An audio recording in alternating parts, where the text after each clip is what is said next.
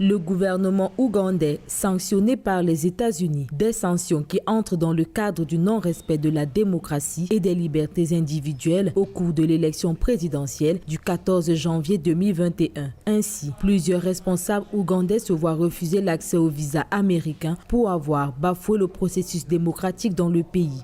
J'annonce aujourd'hui des restrictions en matière de visa pour les responsables ou complices de l'affaiblissement du processus démocratique en Ouganda. Le gouvernement a limité l'accréditation des observateurs électoraux internationaux, locaux et de la société civile. Mais ceux qui ont pu observer le processus ont constaté des irrégularités généralisées avant, pendant et après l'élection qui ont sapé sa crédibilité. Ce processus électoral n'a été ni libre ni équitable.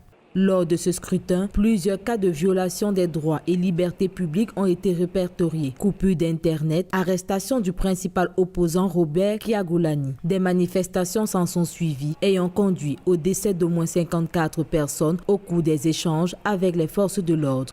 Le diplomate américain à Kampala avait déjà stigmatisé ces violations. Et cette réaction n'a pas plu aux autorités ougandaises. Donc il est donc évident aujourd'hui qu'avec le retour à la normalité, avec l'arrivée de Joe Biden au pouvoir, le département d'État américain décide alors de renforcer les sanctions, évidemment contre les autorités ougandaises qui ont été des entraves au processus électoral. Même si aucun nom n'a pour le moment été dévoilé, cette mesure devrait s'appliquer dans les prochains jours au plaisir des membres de la société civile et de l'opposition. Rappelons qu'en janvier 2021, les membres de l'opposition avaient demandé une reprise du scrutin car pour eux, ce scrutin n'était qu'une mascarade entachée d'irrégularités.